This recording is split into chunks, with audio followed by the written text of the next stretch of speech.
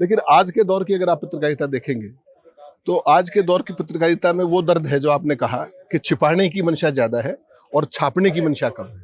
कि अगर आज की तारीख में सोशल मीडिया को आप इस स्फीयर से हटा दें तो पत्रकारिता नहीं, वो चरणकारिता है।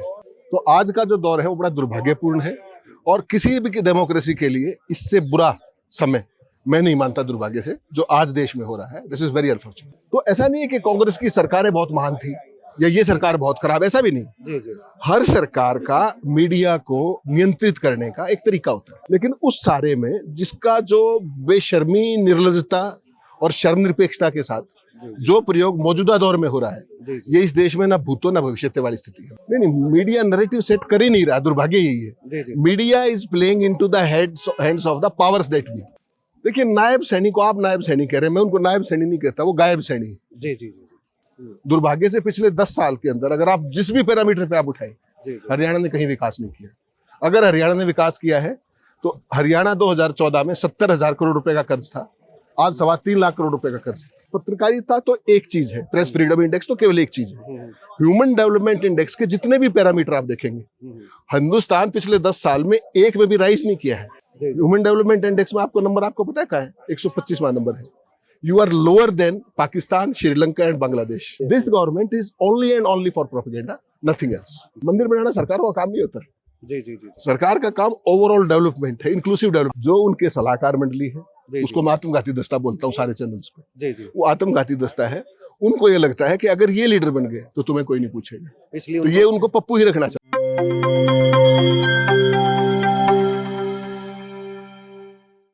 प्यारे दोस्तों, सादर अभिवादन। मैं हूं महेश कुमार वैद्य और आप देख रहे हैं एनजेपी हरियाणा। आज साक्षात्कार की कड़ी में हमारे साथ मौजूद है बेहद खास मेहमान है हेमंत अत्री जी। और हेमंत अत्री जी का परिचय पत्रकारिता जगत में किसी परिचय का मोहताज नहीं है।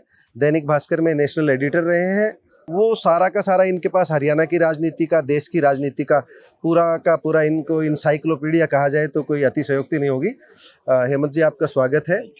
और हम तो आपसे सिर्फ इतना जानना चाह रहे हैं कि अभी पवन बंसल जी के अभिनंदन के अवसर पर आप भाषण दे रहे थे, भीतर बहुत दर्द छुपा हुआ था कि आज का मीडिया सूचना दिखाता नहीं है, सूचना छिपाता है। तो वो दर्द कहाँ से आया, कब से ये बदलाव महसूस कर रहे हैं? देखिए, ये कोई नई बात नहीं है महेश भाई। ये लगातार over a period of time जब देश आगे बढ़ता है, कोई भी डेमोक्रेसी का विकास भी होता है और डेमोक्रेसी का क्षरण भी होता है। एक सतत प्रक्रिया है। जो चीज मजबूत होती है वो कभी कमजोर भी होती है, फिर मजबूत होती है। लेकिन आज के दौर की अगर आप पत्रकारिता देखेंगे तो आज के दौर की पत्रकारिता में वो दर्द है जो आपने कहा कि छिपाने की मंशा ज्यादा है और छापने की मंशा कम है। उसका साधारण कारण क्या है कि जो कॉर्पोरेट इंटरेस्ट्स हैं वो सत्ता के साथ मिल गए हैं, और अखबार हो या मीडिया चैनल हो या सारी चीज हो, वो सारे के सारे कहीं ना कहीं वहां से अलाइंड है, सारी फाइनेंसिंग वहां से। आपको लगता है इस दौर में जब डिजिटल मीडिया का काफी प्रभाव बढ़ रहा है, सोशल मीडिया अपना प्रभाव बढ़ा रहा है, क्या सत्ता की दलाली से, सत्ता के प्रभाव से बेअसर रहकर पत्रकारिता की जा सकती है? निश्चित तौर पर वैसी कोई शक ही नहीं है। अगर आज इस देश में कोई पत्रकारिता का झंडा कोई बुलंद कर रहा है, मैं तो रोज नेशनल चैनलों पे बोलता हूँ ये बात जी जी कि अगर आज की तारीख में सोशल मीडिया को आप इस स्फीयर से हटा दें तो पत्रकारिता नहीं, वो चरणकारिता है। तो आज का जो दौर है वो बड़ा दुर्भाग्यपूर्ण है और किसी भी डेमोक्रेसी के लिए इससे बुरा समय मैं नहीं मानता दुर्भाग्य से जो आज देश में हो रहा है। This is very unfortunate. जो चरण वंदना का दौर है, हम पिछले 20 साल की 2 दशक की बात करें या 3 दशक की बात करें, हेमंत अत्री जी क्या समझते हैं ये जो शरण का दौर कब शुरू हुआ, सबसे ज्यादा कब शुरू हुआ है? देखिए, ऐसा नहीं है कि कोई भी सत्ता नहीं, मैं ये जानना चाहता हूँ, आपने सभी सरकारें देखी है, मोदी सरकार को भी देख रहे हैं, मनोहर सरकार भी देखी है, इससे पहले की सरकार भूपेंद्र हुड्डा की सरकार भी देखी है, मतलब कांग्रेस की सरकार भी देखी है, भाजपा की सरकार भी देखी है। पत्रकारिता के दौर में जो गिरावट आई है, जो क्षरण हुआ है, वो किस दौर में अधिक हुआ है और क्यों हुआ है? देखिए, उसका कारण बड़ा सिंपल है।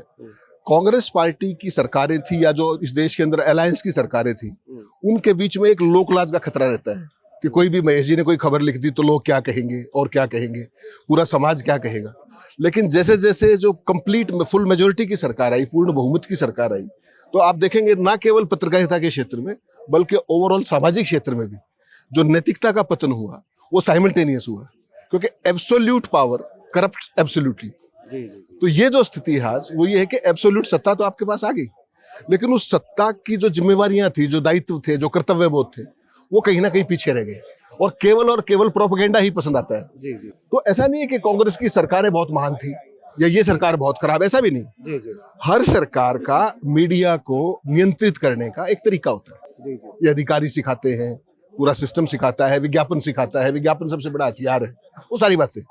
लेकिन उस सारे में जिसका जो बेशर्मी, निर्लजता और शर्मनिरपेक्षता के साथ जो प्रयोग मौजूदा दौर में हो रहा है, जी जी। ये इस देश में ना भूतो ना भविष्यते वाली स्थिति है। आपको ये लगता है कभी कभी क्यूरियोसिटी पैदा की जाती है मीडिया की तरफ से ही मुद्दे से ध्यान भटकाने के लिए, कि एक हॉल में बच्चा गिर गया है वो मुद्दा एकदम इम्पोर्टेंट बन जाता है और जो राष्ट्रीय स्तर पर जिन मुद्दों पर चिंतन करना चाहिए वो पीछे छूट जाता है। तो लगता है आज के दौर में मीडिया एक नैरेटिव सेट कर रहा है। नहीं, मीडिया नैरेटिव सेट कर ही नहीं रहा, दुर्भाग्य यही है। जी जी media is playing into the hands of the powers that be. जी तो जो आपने कहा ना कि जो खबर दिखाई जानी चाहिए उसको छुपाने के लिए सब कुछ दिखाया जाता है। आज हमारे साथ वह शख्स है जिन्होंने हरियाणा की राजनीति को बहुत बारीकी से देखा समझा है। अगर हरियाणा की राजनीति पर इनसे बात नहीं की जाए तो हमारा जो ये साक्षात्कार है वो अधूरा रहेगा। नायब सैनी आए, मनोहर लाल चले गए, बदलाव क्यों हुआ और इसके पीछे क्या गणित देखते हैं? देखिए, नायब सैनी को आप नायब सैनी कह रहे हैं, मैं उनको नायब सैनी नहीं कहता, वो गायब सैनी। जी जी जी वो गायब सैनी क्यों है? जी जी ना तो वो अपनी लोकप्रियता के दम पर आए जी और ना उनका कोई यूएसपी है। उनकी जी। यूएसपी यही है कि वो नोबडी है। जी जी वो आ जाएंगे तो भी कोई फायदा नहीं है, वो चले जाएंगे तो कोई नुकसान भी नहीं है।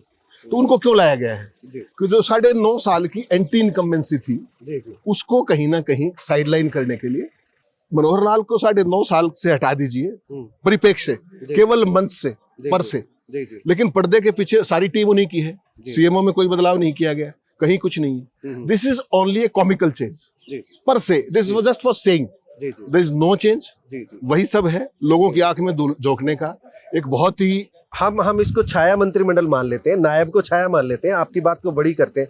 फिर भी जब मनोहर लाल सरकार की और भूपेंद्र हुड्डा सरकार की, भाजपा सरकार की और कांग्रेस सरकार की तुलना करते हैं तो आप कहाँ खड़ा पाते हैं हरियाणा को? जो देखिए, बदलाव देखते हैं, पीछे गया हुआ देखते हैं, क्या देखते हैं? हरियाणा देखिए निश्चित तौर पे एक प्रोग्रेसिव स्टेट रहा है जी। शुरू से ही, जी और पूरे देश को एक लाइट दिखाता है जी कि भाई किस दिशा में कैसे आगे बढ़ना होता है। दुर्भाग्य से पिछले 10 साल के अंदर अगर आप जिस भी पैरामीटर पे आप उठाएं, जी हरियाणा ने कहीं विकास नहीं किया। अगर हरियाणा ने विकास किया है तो हरियाणा 2014 में 70,000 करोड़ रुपए का कर्ज था, आज 3.25 लाख करोड़ रुपए का कर्ज 10 साल में। और वो जो कर्ज था वो 1966 से लेकर के 2014 तक का था, दैट इज 48 ईयर्स। अब ज्यादा बढ़ गया है। अब 70,000 से 3.25 लाख करोड़ रुपए गया है। अगर पेपर लीक की बात कीजिए, पिछले 10 साल में 34 परीक्षाएं हुई हरियाणा में नौकरियों के लिए। कोई एक परीक्षा का नाम, महेश जी आप तो बहुत सीनियर आदमी है, एक परीक्षा का नाम बताइए जो पेपर लीक ना हुआ। हरियाणा के अंदर पुलिस फायरिंग में जो 10 साल में फायरिंग हुई है जिसमें लोग मरे हैं, इतने लोग कश्मीर के आतंकवाद में भी नहीं मरे हैं। जी जी ये मैं और आप नहीं कह रहे, जी, जी। ये पार्लियामेंट में राज्यसभा का सवाल है। जी जी। तो ये सारी परिस्थितियां हैं, लोग देखें। एक सवाल राष्ट्रीय परिप्रेक्ष्य में हम बात करते हैं। नरेंद्र मोदी सरकार पिछले 9-10 साल में आप क्या सोचते हैं देश को कहाँ कितना आगे बढ़ा पाई है, या एक मीडिया के माध्यम से एक इमेज ऐसी बनाई जा रही है कि देश में जो भी कुछ हुआ है अभी हुआ है, पहले कुछ था ही नहीं? क्या सोचते ये बहुत ही दुर्भाग्यपूर्ण स्थिति है। आप उसी स्कूल ऑफ थॉट से अटल बिहारी वाजपेयी जी आते थे, हैं? उन्होंने भी 6 साल सत्ता चलाई, 8-9 साल सत्ता चलाई। जी जी उन्होंने तो कभी कोई ऐसी बात नहीं कही। कोई भी देश, कोई भी व्यक्ति, कोई भी परिवार एक जब आगे बढ़ता है तो वो एक सतत प्रक्रिया है।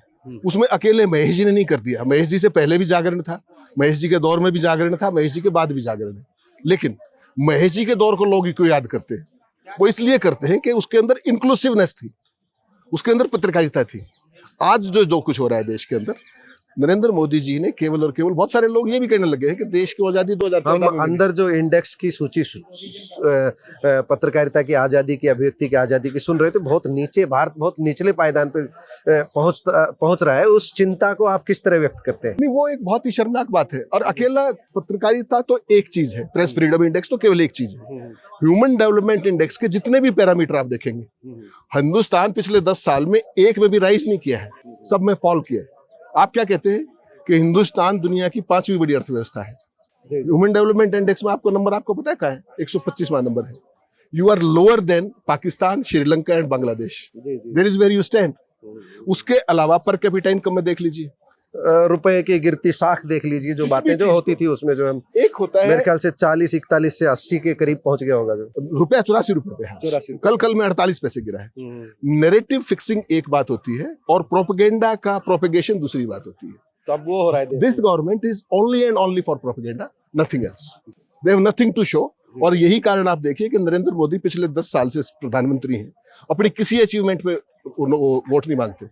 वो नेहरू के नाम पे कि नेहरू ने ये बेटा घर किया, मैंने ये कर दिया, ये सारी चीजें क्या है? मंदिर के नाम पे। मंदिर के नाम पर तमाम कितनी चीजों पे। मंदिर बनाना सरकार का काम नहीं होता। जी जी जी। सरकार का काम ओवरऑल डेवलपमेंट है, इंक्लूसिव डेवलपमेंट। आपको कभी कभी मुझे लगता है, मैं अपनी आपसे एक पत्रकार के नाते शेयर कर रहा हूं, कि कहीं न कहीं राहुल गांधी या दूसरे नेता एक बहुत बड़ी भूल कर रहे हैं। जो एजेंडा है जिस पे चलाना चाहते हैं वो, महाकाल के मंदिर में पहुंचते हैं नरेंद्र मोदी, तो पीछे पीछे राहुल गांधी भी जाते हैं।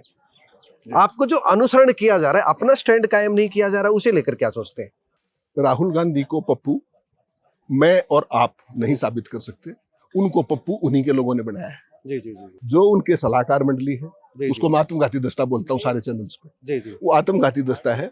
उनको ये लगता है कि अगर ये लीडर बन गए तो तुम्हें कोई नहीं पूछेगा, इसलिए तो ये उनको पप्पू ही रखना चाहिए। जानबूझ के बनाया जा रहा है। पप्पू ही रखना भाजपा भी बना रही, कांग्रेस भी चाहिए। Yes. और पप्पू बाहर से नहीं बना सकते। मेरी हरकतें और मेरी सलाहकार मंडली मुझे पप्पू घोषित करती है, और वो ये देश 10 साल से देखना लगा था। आपने हेमंत अत्री जी की बात सुनी, बहुत काम की बात सुनी। अत्री जी, आपका बहुत बहुत धन्यवाद, आपने हमसे बात की। धन्यवाद।